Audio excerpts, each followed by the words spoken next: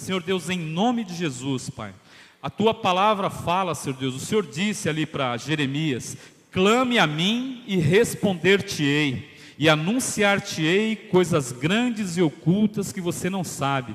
Então, Pai, eu clamo a Ti nesse momento, Senhor Deus, que o Senhor anuncie mais coisas para mim, que o Senhor fale mais alguma coisa para mim hoje, além do que o Senhor já falou, que o Senhor marque mais alguma coisa no meu coração, na minha vida, na vida dos meus irmãos, para que isso vá modificando a gente, para que isso vá fazendo com que a gente seja mais parecido com Jesus, nos aprontando para o dia que a gente vai morar com o Senhor aí na eternidade, como nós já cantamos aqui. Muito obrigado, Senhor Deus, pelo que o Senhor já falou, e fala um pouquinho mais, Pai, em nome de Jesus, amém. Amém? Se você orou pedindo mesmo para o Senhor falar com você, Ele não deixa isso daí de bobeira não, Ele fala assim, amém? Glória a Deus. Gente, jogo do Brasil hoje, né? O que nós estamos fazendo aqui, né? Nós particularmente viemos para louvar o Senhor, viemos para adorar o Senhor. Algumas pessoas não vieram por outros compromissos, eu sei de gente que viajou e não chegou a tempo, né? Não veio para a igreja, mas a pergunta na verdade é o que nós estamos fazendo aqui como igreja. A igreja do Senhor Jesus é chamado corpo de Cristo.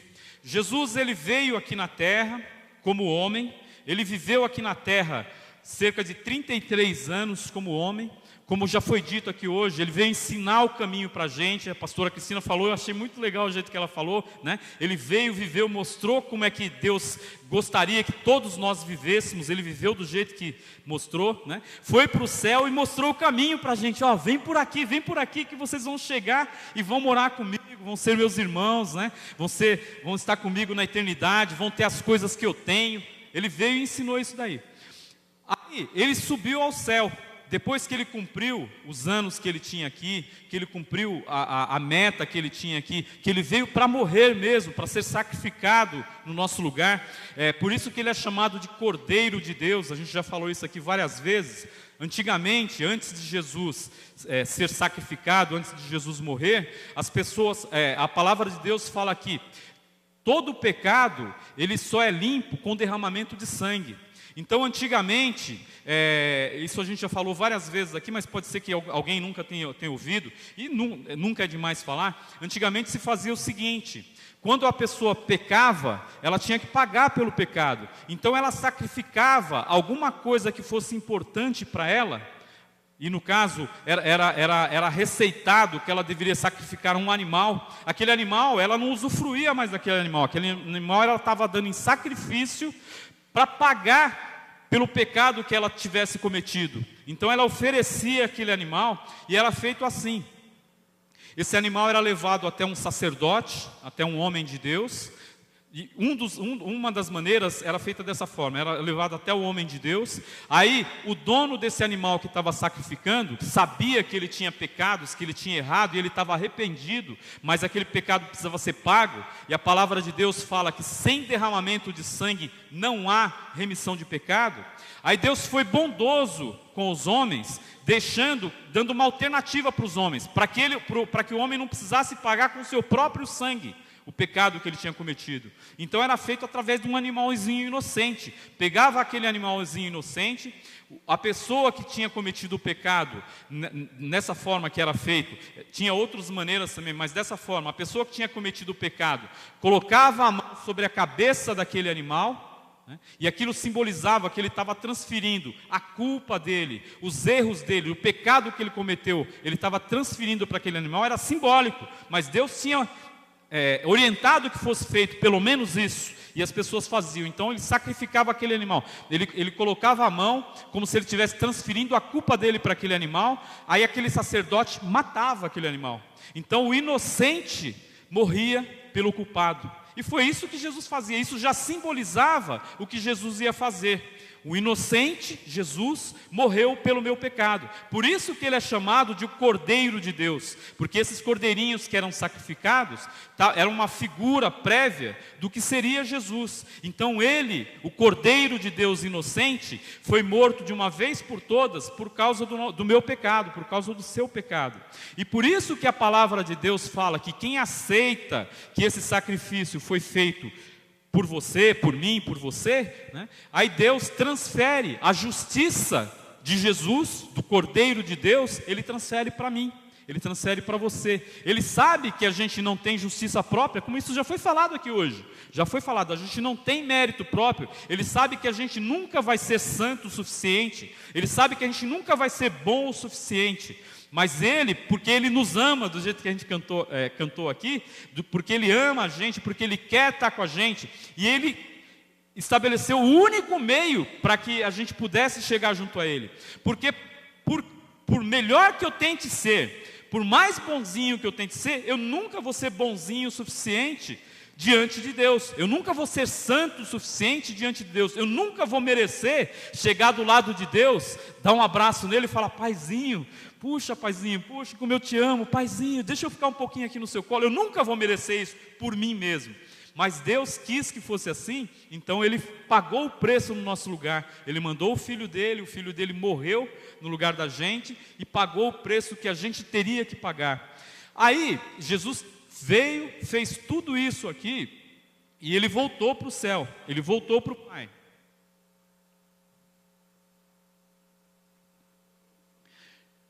E Ele não fez isso só pelas pessoas que estavam vivas ali na época que ele viveu, na época que Ele esteve aqui. Então naquela época, quem desejava Jesus, quem buscava Jesus, que nem o cego Bartimeu fez, né? Filho de Davi, tem misericórdia de mim, como foi lido aqui também, né? Quem desejava ter Jesus, ele estava ali, naquela época. E mesmo assim, ele não estava em todos os lugares, que ele estava aqui como homem. Então algumas pessoas tinham acesso a ele. E quando ele voltou para o céu, ele falou: essa coisa não se encerrou, eu vou continuar na terra, e as pessoas vão ter oportunidade de me conhecer ainda, vão ter oportunidade de me tocar, as pessoas vão ter oportunidade de pedir a minha misericórdia, as pessoas vão continuar tendo essa oportunidade, através da igreja. Por isso que a igreja é chamada de o corpo de Cristo, porque Cristo está no céu ao lado de Jesus, mas Ele deixou a igreja para continuar o trabalho que Ele vinha fazendo aqui.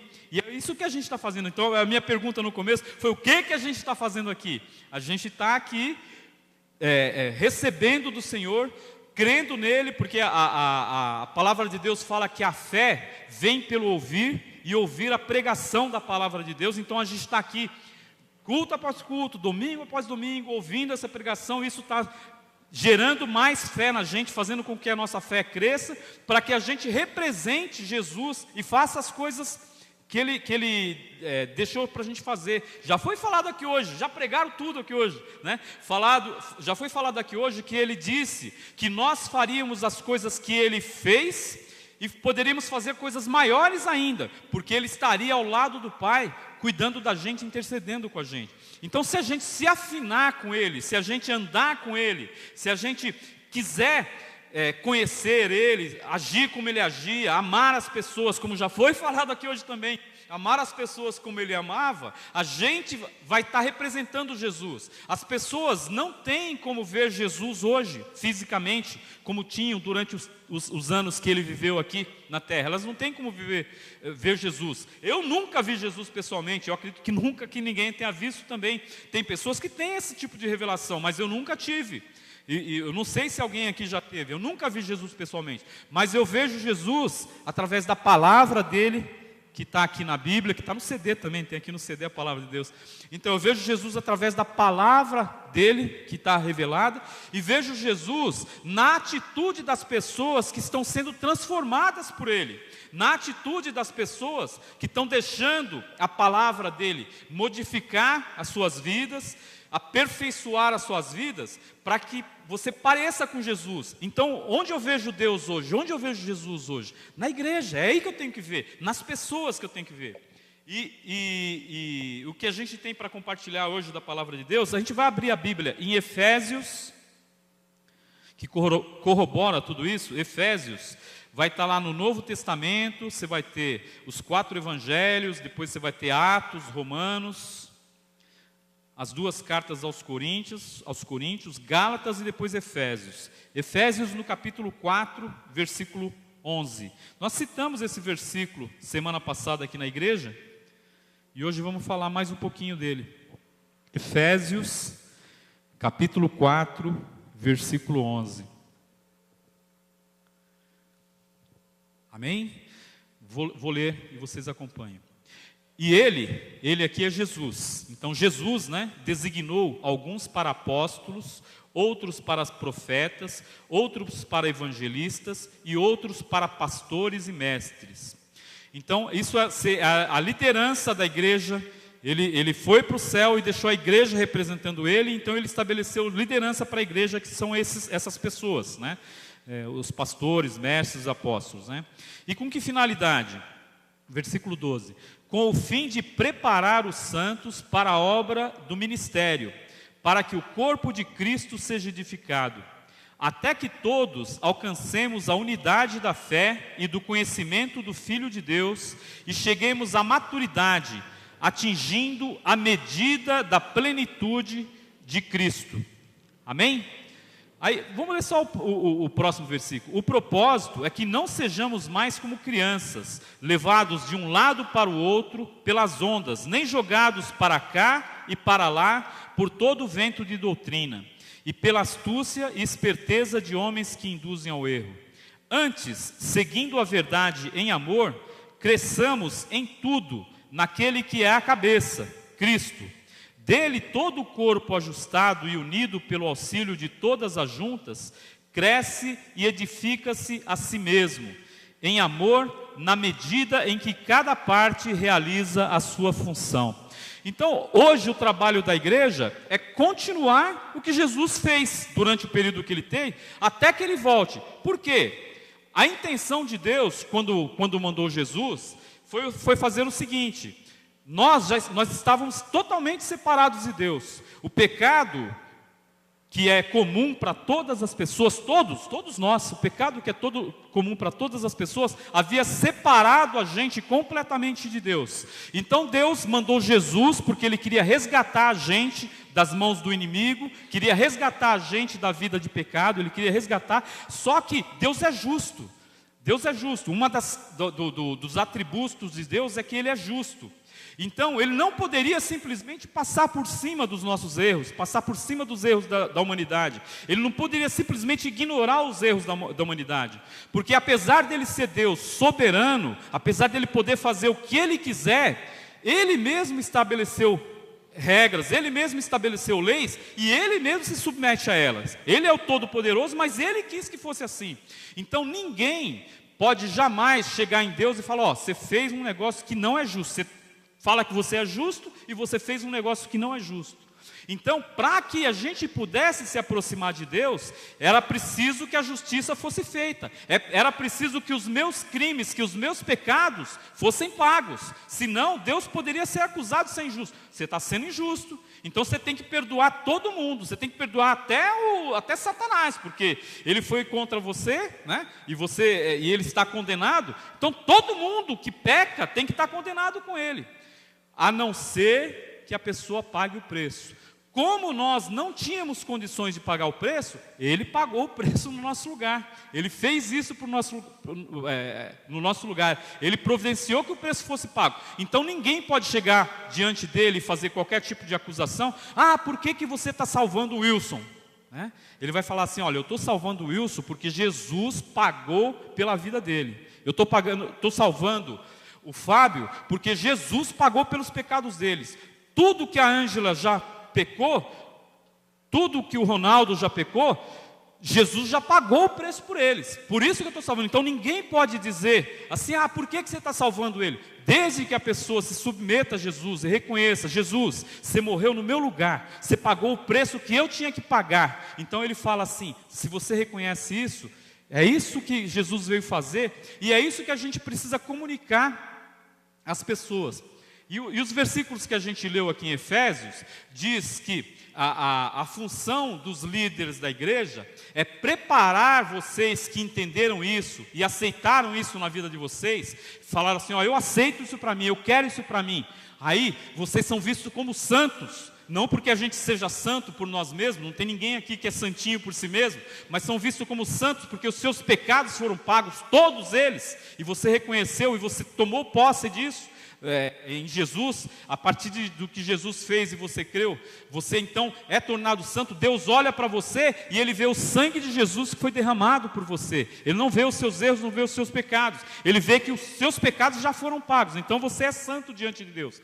Então a função da igreja, a função da liderança da igreja, porque a igreja são vocês, somos nós, amém? A função da liderança da igreja é orientar isso daí, ensinar isso para você, para que você viva isso, para que você ande de acordo com isso, que você creia nisso, você tenha fé nisso, e saber que você vai ser resgatado, porque Deus fez o que fez, né? E aperfeiçoar vocês, porque vocês também têm como meta pregar esse evangelho. Vocês também, é lógico que não é no primeiro dia que você conhece Jesus e recebe Jesus no seu coração. Às vezes você ainda não tem como chegar numa pessoa e falar a respeito de Jesus. Mas nós vamos ler aqui também, volta um pouquinho na sua Bíblia, em 2 aos Coríntios, 2 livros aí para trás. Você passa por Gálatas, que está atrás antes de Efésios, e volta em 2 aos Coríntios. Glória a Deus.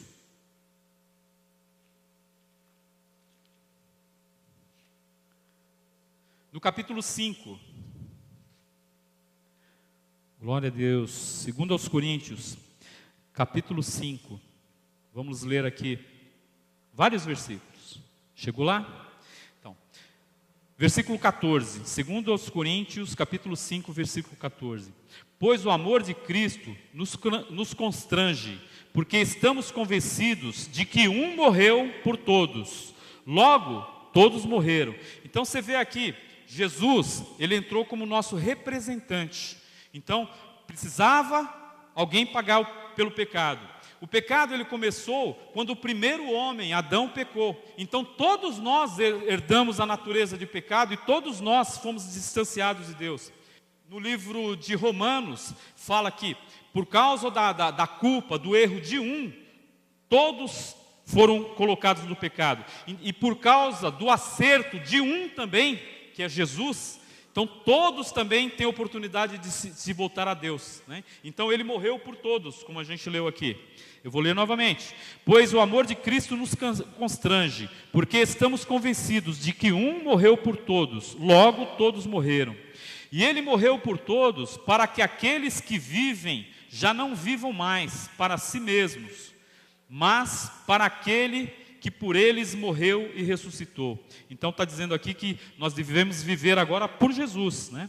De modo que, de agora em diante, a ninguém mais consideramos do ponto de vista humano, ainda que antes tenhamos considerado Cristo dessa forma, agora já não o consideramos assim. Vamos fazer uma pausa aqui. Está dizendo que agora, por causa disso, porque Jesus resgatou a gente, porque a gente entendeu que Ele pagou o preço pelo nosso pecado, e porque a gente entendeu que a morte dele, na verdade, foi para todo mundo, para pagar o preço do pecado de todo mundo que quiser aceitar Ele como Senhor, que quiser aceitar Ele como Salvador. Já que a gente entendeu isso, já que a gente aprendeu isso, a palavra aqui está dizendo que agora, se a gente entendeu isso direitinho, a ninguém mais a gente olha do ponto de vista humano. Agora é para a gente olhar para as pessoas do mesmo jeito que Deus olha, no seguinte sentido: você não pode mais, pelo menos não deveria, a gente ainda está aprendendo, né? A gente está evoluindo, a gente está crescendo, certo? Nós não deveríamos mais olhar para ninguém que cometesse qualquer tipo de erro, qualquer tipo de injustiça, por pior que fosse, por pior atrocidade que fosse, né? É lógico que existem leis, é lógico que existem coisas morais que a gente deve seguir, tudo, mas a gente não deve mais olhar para ninguém do ponto de vista humano. Jesus morreu por todo mundo, por qualquer pessoa que tenha cometido qualquer delito, qualquer erro ou qualquer crime. Por pior que o crime seja, se a pessoa se arrepender, se a pessoa falar: Jesus, eu errei, eu pequei, e eu reconheço que por minha causa você morreu na cruz, eu reconheço que por minha causa você morreu, eu estou arrependido. Qualquer pessoa, ela é recebida por Deus. Então está dizendo aqui que a ninguém mais a gente deve olhar do ponto de vista humano. Às vezes você está vendo alguém e fala assim: ó, esse cara não tem mais jeito, esse cara, esse é o pior dos piores, nossa, esse cara só faz isso, esse cara só faz aquilo. A gente olha assim porque a gente ainda não está aperfeiçoado como deveria estar. Porque Deus olha para aquela pessoa e fala, não, ele tem jeito sim, ele tem jeito. Não existe para Deus aquele negócio que diz que pau que nasce torto, morre torto. Não tem para Deus. Qualquer pessoa, por qualquer erro que ela tenha cometido, às vezes tem alguém aqui dentro assim, que pode pensar assim, olha, nossa, olha, eu já pisei tanto na bola que eu não tenho jeito. Deus não vai me querer nunca. Ele quer sim, Ele quer sim. Basta que você fale assim, Deus, me aceita por causa de Jesus, me aceita porque Jesus morreu no meu lugar, me aceita, e Ele vai te aceitar, amém? Então, a ninguém mais a gente deve olhar do ponto de vista humano, como está dizendo aqui. Versículo 17. Portanto, se alguém está em Cristo, é nova criação. As coisas antigas já passaram, eis que surgiram coisas novas. Esse versículo está dizendo o quê? Que todas as pessoas, eu falei agora de eventualmente uma pessoa que cometeu muitos erros, que cometeu muitos pecados, uma pessoa que foi muito ruim até, né? Se ela de coração, não é de boca para fora não, se ela de coração se arrepender e falar, Jesus, você morreu no meu lugar, você morreu pelos meus pecados, e ela crê nisso, de coração realmente, a palavra de Deus fala que ela é nova criatura. Deus zera o passado daquela pessoa. Deus zera, Ele não olha mais. A palavra de Deus fala que Deus tem a capacidade, o amor dele é tão grande, que Ele tem a capacidade de sempre perdoar, e Ele determinou que Ele coloca no mar do esquecimento os pecados de quem está arrependido. Então Deus vai passar a olhar para aquela pessoa que às vezes foi até um criminoso, Ele vai passar a olhar para aquela pessoa como uma nova criatura. Então a palavra de Deus fala assim, se alguém está em Cristo, ou então se alguém aceita que esse sacrifício foi feito por toda a humanidade, e requer isso para si, né, ele é nova criatura.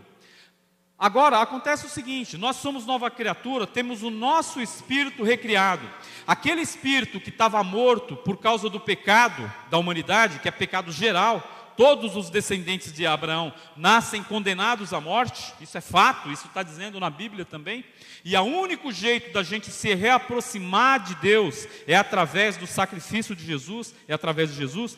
Então está dizendo que aquela pessoa que se torna nova criatura, para Deus ela se torna nova criatura, mas para ela mesma e até para as outras pessoas, ela ainda é a mesma pessoa. Não é porque você aceitou Jesus e aceitou esse sacrifício hoje, que você vai ficar diferente. Olha, está diferente, olha, ele era feio, agora está bonitinho, olha, ele era mau, agora está bonzinho.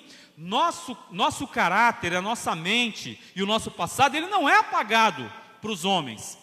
Deus vê a gente como uma nova criatura e vai querer ver o nosso desenvolvimento, o nosso crescimento a partir dali.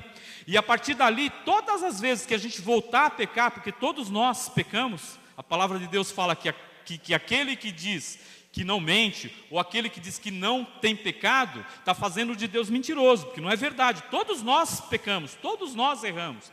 Mas a partir do momento que a gente recebe Jesus como Senhor e Salvador, a gente tem o direito de chegar em Deus arrependido, né? Fala, Deus, me perdoa, Deus, me perdoa, me perdoa. E Deus perdoa, Deus tem esse amor, Deus tem isso no amor dele. Ele perdoa e ele esquece o pecado. Só que nós mesmos não esquecemos do nosso pecado. Nós mesmos, de vez em quando, vem uma coisa que pesa na gente na consciência. Puxa vida, eu errei. Mas isso é para ir sempre limpo.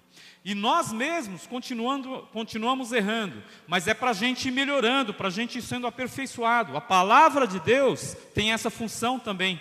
Uma vez Jesus chegou nos apóstolos que andavam com eles, e falou assim, vocês já estão limpos pela palavra. Por quê? Se você se submete a essa palavra, se você vai se colocando no lugar que Deus quer que você se coloque, você vai recebendo de Deus, vai pedindo perdão, vai crescendo, vai abandonando os erros que você cometia, vai cometer menos. A gente vai continuar errando até o dia que o Senhor nos resgatar de vez e nos der o corpo glorificado e nos levar para o céu e fazer a gente bem parecido com Ele. Mas enquanto a gente estiver aqui, a gente vai continuar errando. Mas desde que a gente esteja caminhando com o Senhor, Ele vai limpando a gente. Ele vai melhorando você um pouquinho. Ele vai fazendo você mais parecido com Ele. Que esse é o alvo do Senhor. Amém?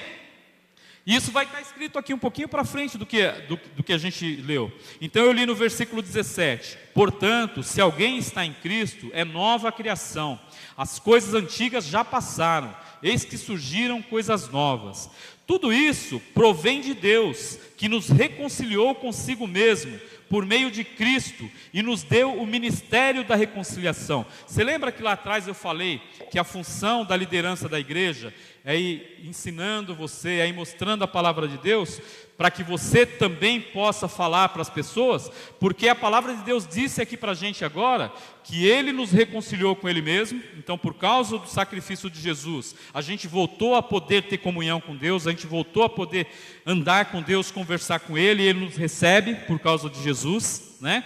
E Ele nos deu o ministério da reconciliação, ou seja, todos vocês que se reconciliaram, ou que vão se reconciliar com Deus, ou que estão reconciliados com Deus, têm o ministério da reconciliação. Todos vocês têm a capacidade de fazer com que outras pessoas também se reconciliem com Deus. É para isso que a liderança da igreja vai preparando, vai trabalhando na sua vida, porque não é papel exclusivo do pastor, do evangelista, do mestre, conquistar pessoas, ganhar pessoas, falar de Jesus para as pessoas. É papel da igreja, é papel seu. As pessoas vão ver Jesus na sua vida, no seu comportamento, no jeito que você trata as pessoas, no jeito que você reage quando pisam no seu calo, né? Então tudo isso é para ir sendo modificado na vida da gente. Às vezes quando pisam no meu calo eu ainda dou uma esperneada, mas Deus vai me modificando. Hoje já não esperneio mais, tanto que eu esperneava há um tempo atrás. Então você vai melhorando. Porque aqui, vamos ler na sequência, vai dizer o seguinte, olha. Então, versículo 18: tudo isso provém de Deus, que nos reconciliou consigo mesmo por meio de Cristo, e nos deu o ministério da reconciliação. Ou seja, que Deus, em Cristo, estava reconciliando consigo o mundo, não levando em conta os pecados dos homens, e nos confiou a mensagem da reconciliação. Portanto, somos embaixadores de Cristo. Aí que eu falei que você é visto, Cristo é visto em você. Portanto, somos embaixadores, representantes de Cristo, como se Deus estivesse fazendo o seu apelo por nosso intermédio. Por amor a Cristo, Paulo falando aqui, né? Por amor a Cristo, e eu falando para vocês, por amor a Cristo lhes suplicamos, reconciliem-se com Deus. Deus tornou pecado por nós aquele que não tinha pecado, para que nele nos tornássemos justiça de Deus. Aquela situação que eu te falei, que Jesus foi o Cordeiro, né? Então Deus tornou Jesus pecado no nosso lugar. O sangue dele, inocente, foi derramado no nosso lugar. Então Deus tornou pecado por nós aquele que não tinha pecado, para que nele nos tornássemos justiça de Deus. Capítulo 6, versículo 1. Como cooperadores de Deus, insistimos com vocês para não receberem em vão a graça de Deus, pois ele diz: eu o ouvi no tempo favorável e o socorri no dia da salvação. Digo-lhes que agora é o tempo favorável, agora é o tempo da salvação. Então essa mensagem está em aberto, essa mensagem está sendo lançada para a sua vida, e é para você lançar essa mensagem para a vida das pessoas, porque agora é o tempo da graça, agora é o tempo favorável de Deus, agora é o tempo que Deus está ainda recebendo as pessoas. Por quê? A meta de Deus, Jesus era chamado de unigênito de Deus. Unigênito é chamado de filho único, unigênito. Então um casal que tem só um filho, né? Que é o caso do Tiago e da Adelaide, por exemplo, um casal que tem só um filho, não é isso? O filho é unigênito, é filho único. Se tivesse mais um filho, não sei se ainda vão ter, mas se tiver mais um filho, o unigênito passa a ser primogênito. Esse que é o mais velho passa a ser primogênito. Então a meta de Deus era o quê? Jesus era o unigênito de Deus, porque os anjos não são considerados filhos de Deus, eles são servos ministradores, né? Os anjos são cooperadores de Deus, né? Não são chamados filhos de Deus. Filhos de Deus é Jesus, né? E quem recebe Jesus como seu Senhor e Salvador, isso tudo está escrito aqui na Bíblia, está ensinado aqui na Bíblia. Então se torna filho de Deus, né? Se torna filho de Deus quem recebe Jesus. Então Jesus deixou de ser o unigênito, ou seja, deixou de ser o filho único de Deus para ser o primogênito. Primogênito, e nós somos os irmãos dele. Então a gente está aqui caminhando ainda, dá uma tropicada ainda de vez em quando, mas levanta, está sendo aperfeiçoado, está sendo ensinado, de vez em quando precisa de um puxão de orelha, recebe o puxão de orelha, aprende, cresce, cai, levanta, né? Mas não é para ficar caindo.